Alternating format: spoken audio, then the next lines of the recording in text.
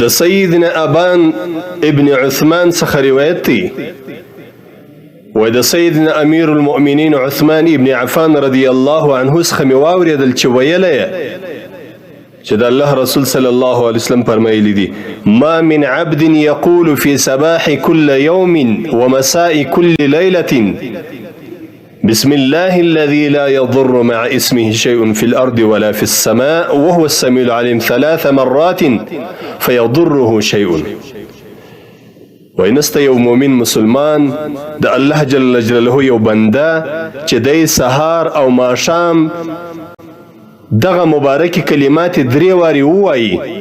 بسم الله الذي لا يضر مع اسمه شيء في الأرض ولا في السماء وهو السميع العليم، او دغه انسان ته د څه تاوان او ضرر ورسیږي. یعنی که چیرې یو مؤمن مسلمان 3 وارې دغه کلمات سهار ووایي او 3 وارې ماښام ووایي نو الله تبارک وتعالی به د هر شر څخه وساتي، که هغه شر د انسانانو له طرفه وي، که هغه شر د جنیاتو له طرفه وي، که هغه شر د نظر په صورت کې، که هغه شر او مصیبت د یو چا څخه د جنگ او د دعوې د یو مشکل په صورت کې وي، په هر صورت کې چې هر شر وي الله تبارک وتعالی به دې ځینې وساتي. بالخصوص د مؤمن مسلمان د پاره 2 قسمه ناجوړی راځي چې یو قسم ظاهري ناجوړی دی، دویم قسم باطنی ناجوړی دی. د دغه مبارکو کلماتو په ویلو باندې الله تبارک وتعالی انسان د ظاهري مریضیو څخه هم ساتي او د باطنی مریضیو څخه هم الله تبارک وتعالی ساتي. سیدنا ابان پر د باندې د پالج حمله راغلی وه، نو د چې کله دغه روایت بیان کې یو سړي دته ډیر کتلی، یعنی داسې ورته کتله چې ته ولې داسې مریض وې یا پر تا باندې دغه د پالج حمله څنګه راغلی ده، او سره له دې چې تا ته خو د الله د رسول صلی الله علیه وسلم دغه مبارکې کلمات هم در معلوم وي. په روایت کې راځي وکان ابان قد اصابه طرف فالج فجعل الرجل ينظر اليه فقال ابان ما تنظر. ابان چې د سیدنا عثمان ابن عفان رضی الله عنه زوی دی، هغه و دغه سړي ته وایي چې ته ولې ما ته ګورې؟ دغه حدیث شریف چې ما تاسو ته وویل دا دغسې دی لکه څنګه چې ما تاسو ته روایت وکړي. ان الحديث كما حدثتك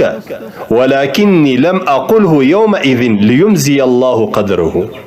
لیکن چې پر کومه ورځ باندې پر ما باندې دغه حمله د پالج راتلله، په دغه ورځ باندې الله تبارک وتعالی دغه ذکر د ویل زما څخه هیر کړل، نه مې وویل. د الله تبارک وتعالی خپل حکمت و، د الله جل جلاله حکمت دا و چې په دغه حالت کې الله خپل فیصله وکړي. دا د الله فیصله سوې وه چې پر ما باندې به د پالج حمله راځي، زما یو حصه باندې به، زما د بدن پر یو طرف باندې به د فالج حمله راځي. دا د الله فیصله و سوې وه. الله تبارک وتعالی په دغه ورځ باندې دغه ذکر زما څخه هیر کړي. درنو معززو دوستانو، د الله د رسول صلی الله علیه وسلم په هر قول کې په زورونو فائدې او حکمتونه پراته وي، خو بعضې داسې وي چې موږ او تاسې ور باندې پوهېږو، بعضې باندې نه پوهېږو. د دغو مبارکو کلماتو په ویلو باندې د هر مؤمن به یقین او باور وي چې زه دغه کلمات وایم، الله تبارک وتعالی می د دغه کلماتو په برکت باندې او د دغه کلماتو د ویلو په برکت باندې الله تبارک وتعالی د هر قسم شر ساتي، بالخصوص د هر قسم مریضي او تکلیف سمې الله ساتي. دغه رقم په یو بل روایت کې راځي ام درده رضی الله عنها یو روایت کړی دی د سیدنا ابي درده رضی الله عنه،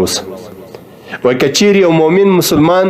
سهار او ماښام ووایي دغه کلمات بیا ووایي حسبي الله لا اله الا هو عليه توکلت وهو رب العرش العظیم، نو الله تبارک وتعالی به د هر غم او مشکل مصیبت کافی او شافی به الله تبارک وتعالی سي. من قال إذا أصبح وإذا أمسى حسبي الله لا إله إلا هو عليه توكلت وهو رب العرش العظيم 7 مرات كفاه الله ما أهمه صادقا كان أو كاذبا. که یو انسان دغه کلمات د زړه له کومې ووایي، یعنې یقین او باور پر الله باندې وي، لکه دغه کلماتو چې دغه معنا ده چې الله زما کافي دی، نسته لایق د عبادت مگر الله دی، زما پر الله توکل دی او الله چې دی هغه رب دی د عرش عظیم. که د انسان پر دې باندې یقین او باور هم وي، هم الله تبارک وتعالی به د هر غم او شر کافي او شافي به الله سي. او که چیرې د انسان یقین او باور نه وي، یقین او باور یې کمزوري وي، خو بیا هم دغه کلمات ووایي الله تبارک وتعالی به د هر شر او مصیبت او غم کافي او شافي به الله تبارک وتعالی سي. نو موږ او تاسې په یو داسې د اهل د زمانې سره مخامخ یو چې د هیڅ چا څخه توقع د خیر نسی کېدلی، بلکې د مصیبتو، د غمو او د مشکلاتو د راتللو، شپه او ورځ د مصیبتو او د فتنو د راورېدلو د حالت وي پر موږ باندې. نو که موږ او تاسې دغه مبارک احادیث د ځان دپاره د عمل یوه طریقه وګرځوو او په دغو مبارکو احادیثو باندې عمل ترسره کړو، الله تبارک وتعالی به د ظاهري او باطني امراضو څخه او الله تبارک وتعالی به د انسي او جني شیطانانو څخه به الله وساتي. د حدیث شریف روایت